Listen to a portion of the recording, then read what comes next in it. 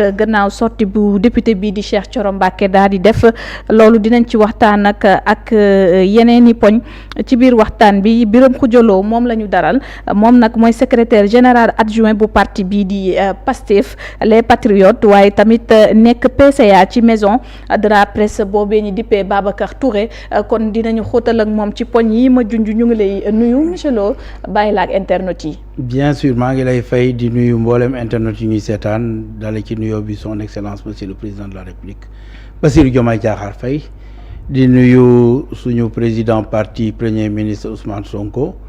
di nuyu sëñ Habib Sy Dabakh suñu xarit suñu sëriñ sëñ Mountakha Mbacké yàlla na fi yàgg te wér profito di nuyu mboolem kilifa diine yi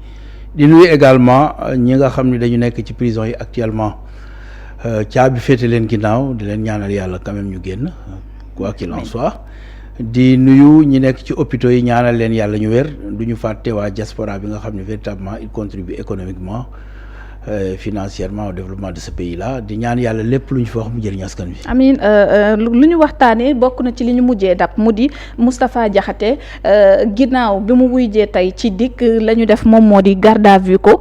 ginnaaw bu ñu dégloo avocat am bi nag bokk na ci sortie bi nga xamante ni génnee na ko ci benn photo boo xamante ni le président de la République Ousmane Sonko ak ki nga xamante ni moom moo di rek le président de l'Assemblée nationale ànd nañ ko photo boobee nag moom Moustapha Diakhaté ba mu jàppee ni dañ cee xotti war mooy président ginnaaw ba ñu nësaxalee protocole gi li mu laaj loolu nag waral na ak genn kàddu gëm ca toftal ñu garde à vue ko mu créé tamit nag coow lu rëy ndax loolu jàpp nañ ni ak li nu wees yëpp mënees nañ cee technique loxo ci offense au chef de l'État. non véritablement man ni ma ko gisee. waxuma la tablo teg loxo mais war nañ ko jàpp bu baax a baax parce que. mag muy yaree dugg la. ça je vous le dis parce que mag da ngay xam sa bopp da ngay xam fi ngay teg sa tànk et il se réclame d'une confrérie nga xam ni véritablement ñoo ñëpp a leen respecté ñu bokk di confrérie yi ba pare bokk l'islam am âge bu mu toll nga xam ni lu muy wax war na ko segg ñi muy waxal boo xoolee ay doomam lañu wala ay jarbaatam lañu mu war a waxee wax bu nga xam ni waxtu bu tegginu premièrement deuxièmement institution lay waxal dafa qualifié d'un mot qui veut dire ils ne valent rien mooy kàddu googu ñu ko laaj kàddu boobu mu wax mooy ils ne valent rien loolu moom ku ko waxoon man sama papa ma xeex ak yow ku ko waxoon ki far ci man ma tontu la aujourd'hui wax bu ñàkk teggin rek la c'est-à-dire loolu la ñuy éviter mais loolu ñoom mag ñi ñoo war taxawaay bu nga xam ni xale yi dinañ leen aar pour ñu bañ a waxee noonu mais bu fekkee ni mag ñi ñooy waxee noonu mais où va le monde xoo ko xoolee xam nga ni kii ak si kimam ji ki mag la kii am na yoo xam ni warul taxaw di ko wax dafa war a doon une référence un exemple un modèle aujourd'hui c'est bien fait que ñu convoqué que c'est bien fait que comme nangu répondre ci liñ ko laaj ñu tekk garde à vue te gis nga waxoon naa ko ci benn télévision gis nga tant que ñu ngi jàpp ay nit di leen yóbbu kaso di leen defal ca kaso ba traitement de faveur mu mel na ñoom ak nit ñi yamuñu nga gis koo xam ni kat dafa xiif dem sàcc benn ginaar ñu ñëw paqueté ko nga gis koo xam ni dafa def offense à la plus haute institution de ce pays mu ñëw ñu wutal ko cadre bu nga xam ni wéy nangam tant que bàyyiwuñu loolu parce que am na ñu ñàkk jom ñoo xam ni boo leen tëjee noonu ñoom àjjana la sax si ñoom mais boo leen paqueté def leen la ñuy def xale yi normal boole leen ca ñuy war a boole bu ëllëgee du ñu def lii parce que moom c'est la deuxième fois ça veut dire que la première fois correction bi ñu ko def ça n'a rien servi à rien ça veut dire que on n'a pas corrigé convenablement ku toll nii nga xam ni magum jëmm la am ay doom buñ ko méngalee am ay soxna sorti bële ak bii boo xoolee dafa ni xotti nañu war mooy protocole bi président moo war a nekk mu mel ni délit d'opinion nanu ko xeexee déedéet bu ñaa fee bi moo jaaduwul bu yemoon ci loolu xëy na du am problème mënoon na critiquer objectivement la démarche xëy na bu yemoon ci loolu du am problème yàgg nañu di critiquer am nañu bare ñu daawoon wax affaire protocole Ousmane Sonko warul nekk ci kaw xaw ma fan bon kii bu doxee ci tapis rouge bi kale waru ca nekk et cetera mais est-ce que jàpp nañ ci nit tëj mais quand vous qualifiez les gens de guñafier ça veut dire autre chose, ça veut dire que tu ne respectes pas les institutions, da nga xotti warma institution bi loolu boo ko defee dañ la war a jàpp. Et je suis d'accord avec ceux qui l'ont mis en garde à vue en attendant son sort, parce que lii bu ci génnee ma xam ni Sénégal ëllëg lu neex waay wax moom nii bëgguñu xotti warmaam. Donc magum jëmm la ñii dañu nekk ay responsable am lu ñu servir ci réew mi maanaam la ñu servir ci réew mi moo ëpp doole fuuf moom li mu servir. am na ku critiquer le colin bi Ousmane Sonko nangam est-ce que gis nga ñu jàpp ko amul loolu dafa critiquer opinion am la wax. mais est-ce que nekkul lu woyof bu non woyoful guñaafiyee non dama ni moo bi moo doy waar dafa diis ci nga koy teg ci kilifa loolu bu ko kenn woyofal ku koy woyofal sax yaa ngi bëgg woye di c'est extrêmement important attention réew mi du ñu ko bàyyi nag ku nekk lu la neex wax mais tu peux pas traiter un président de la République de moins que rien xamul dara il est moins que rien c'est-à-dire et puis yow loolu insulter woo président de la République tu insultes tous les Sénégalais parce que ñun ngay insulter parce que da nga ñuy wax ni kii ngeen fi teg donc xamul dara et puis jarul dara nit ku tekkiwul dara mais loolu waroo ñu ko wax. yow da nga am sa opinion def sa choix bi nga defee Macky Sall ñu bàyyi la Macky Sall Sénégalais yi jëlee ko fi yow loolu kenn waxu ko dara am na ku fi waxoon dara Macky Sall ñu ne nañ ko jàpp man dama taxawoon ni nañ ko jàpp donc du ma nangu tey moom magum jëm et puis xale yi sax bu ñu koy def moi je peux à la rigueur dire que ñi xale lañu ils sont pas matures et cetera mais son avocat l'a dit il a été président de groupe parlementaire à quoi sert l'expérience il a été ministre conseiller du président de la République à quoi sert son expérience aujourd'hui c'est cette expérience-là qu'on nous sert devant nos enfants man sama doom di ko dégg muy qualifier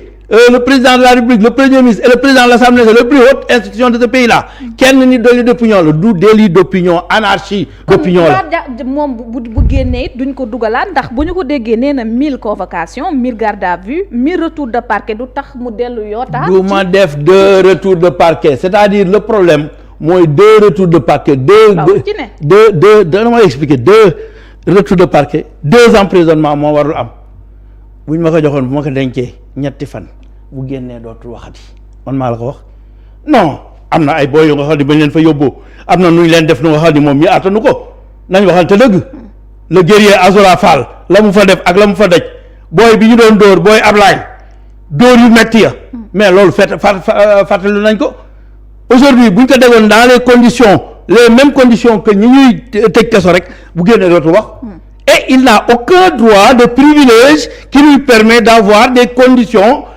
très favorables comme si moom li mu wax moo gën a ñàkk graaw li ñële def moom ba mu génnee ci bee dafa tooñ ñëpp mais kaso ba ni mu ko décrire dund na fay jafe-jafe dundagul jafe-jafe moi je crois que on doit le mettre dans les mêmes conditions que les autres bu ko defee bu ñam la ñële ñam kaso dafa war a servir d'exemple aujourd'hui bu fekkoon man maa juge bi ma tëj que mu waxaat la même chose je vais durcir l'emprisonnement. mais boobaa mbaa kenn dina waxati. mais kenn dina waxati ñun ñaa ngi critiquer. évoqué na la liberté d'expression. mais liberté d'expression mooy mu wax ni protocole bi nii mu demee xam-xam nee na lii ak lii ak lii wax day tegginu wax day tegu ci teggin et puis à plus forte raison magum jëmm mu di qualifier ces gens-là ni mu leen qualifier lu moo boobu dafa diis ba nga xam ni man sax bëgguma di ci jaar yow léegi bi ngay wax da nga jël moo bi génne ko ni la mu wax est-ce que yow jaaraat nga ci moo bi ça veut dire que ce mot-là il peut pas l'utiliser il doit être un exemple un modèle un politicien est un modèle un politicien est un exemple parce que dañ koy xool c'est comme un enseignant tu ne peux pas dire n'importe quoi tu ne peux pas faire n'importe quoi parce que da nga am ay doom da nga am ñu la bëgg da nga am ñu lay suivre am na yoo xam ni gàcce la am na yoo xam ni ñàkk jom la également mais nag ça ne me surprend pas chez un Moustapha Diakhaté maa ngi nuyu ku mel na Ndekki madame Ndekki keroog ba mu ñëwee fële ci unité 26 booba ñu ngi ci pouvoir bi mu wax ba pare daal di digaate ba pare Ndekki ni ka yow de xàmme nga ma mu ne Ndekki parce que la mu waxoon Ndekki defu ko daal di koy araftu noonu ma comprendre bi ñu demee ma laaj Ndekki mu ni kii du wax dëgg chaque fois fu mu ñëw day wax dara du ko def donc on ne le croit pas ku mel noonu vraiment aujourd'hui tekkiwul dara ci réew mi ba pare bëgg defu fi dara doon défendre sax lu nga xam ni véritablement dafa doon lu nga xam ni du dëgg du yoon muy lii Macky Sall doon def mu toog teg ci tànkam di xas ñi nga xam ne ñoo nekkoon n'est-ce pas dans la bonne position ñi nga xam ne ñoo doon indi révolution citoyenne ci réew mi ñooñu la doon xas nekk ci camp bi nga xam ne dañ doon dóor di rey di tëj kon moom c'est pas un exemple aujourd'hui mu ñëw bëgg continuer loolu moi je suis pour que sanction bi ça soit une sanction sévère et exemplaire ba bu génnate dootu ko def. photo bi tax muy wax ndax li mu ci gis da nga ko cee gis ndax. su ko neexee mu critiquer ànd ak njiitu réew mi. su ko neexee mu critiquer mais am na foo xam ne waru fa àgg mën nga critiquer une démarche mën nga critiquer un fait mais de manière civilisée de manière claire nette bu nga xam ni xam-xam ngay waxee mais di xaste loolu waru ko génn ci gémmiñam loolu tey ku ko waxoon benn sëriñ taalibe yi dal sa kaw waxal mais ñii dafa am ñu leen topp ñii sénégalais yi ñoo leen fal ñii sénégalais ñoo leen wóolu ñii ñu ngi def révolution ci Afrique bu nga xam ni fa seen tur eggu moom turam xaaju fa egg waaw kon tey lu tax mu leen di qualifier de moins que rien mooy wax yu nga xam ne ay wax yu ñàkk teggin la. Malgré tout ça, il y a eu beaucoup de réactions après. Les réactions ce sont des réactions non Maître El Hadji Diouf daf man foofu ñu ne ndax kii jar naa. tey di benn avocat nga fa gis ñaata avocat moo doon wax. benn maître lañ gis mu def déclaration. ma ngoog c'est-à-dire les gens en ont marre bu njëkk bu ñu defee ñu ba ñëw dajaloo foofu yëpp léegi amatul léegi Maître El Hadji Diouf bi nga xam ne bon moom c'est défenseur des causes perdues moom moo fay nekk rek di wax. moom rek moo fay nekk di wax te mënul bañ a wax parce que dañ ko fay pour mu wax. c'est son avocat. c'est son avocat c'est tout simplement ça mais au fond de lui-même xam na ni lii nit du ko def est-ce que moom dina ko def moom Maître El Hadji Diouf mi wax est-ce que moom dina qualifier ñooñu di dox ci qualificatif boobu. mais pourtant monsieur Lo li tax ñu teg ko loxo tey mu di offenser chef de l'État bokk na ci sax li juróon divergence biir dialogue ba parce que jur na fi coow ñu ne article 80 boobu noonu nañu ko dindi mën nañ sax ci 254 ba la wekku mais nee nañu ko dindi ndax dafay tax nag nit ñi tënku ba li ñu war a wax duñ ko wax rappeler nañu également position bi ci Ousmane Sonko amoon ci tweet ba mu defoon mu ne l'article 80 est une hérésie juridique qui doit disparaître de notre corpus pénal. Celui qui est allergique à la critique ne doit même pas diriger une famille ou un parti. Mu wax ko à fortiori un État. mais critiquer objectivement ak saaga bokkul offense bi ñu lay wax du critique premièrement deuxièmement dafa am dama lay jox exemple parce que man pédagogie laa jàng moom laa xam mi ngi mel na camp bii kii moom wérul moom dof la kii nag moom nit la xam na li muy def nga jël jaasi jox ko nit mais nit ki jaasi bi daf siy servir normalement maanaam toj ci yàpp tabaski la ñu jógee maa ngi tooñ ñi sant jaxateeg ñooñu ak siise bu ko defee ñu toj ca daal di cay defar ba yëf ya baax ñu dugal pourtant jaasi la ñu yor mais boo jëlee jaasi jox ko dof mais dof bi day wër di cor nit ñi c'est la même chose que je donne jaasi bi biñ koy jëlee jox ko président Macky Sall da ko doon utiliser di ci dóor nit ñi di ci rey nit ñi di ci tëj nit ñi ci jaasi boobu mooy article 80 waaye soo ko jëlee jox ko ku mel na Bassirou Diomaye Diakhar Faye nga xam ni dafa maandu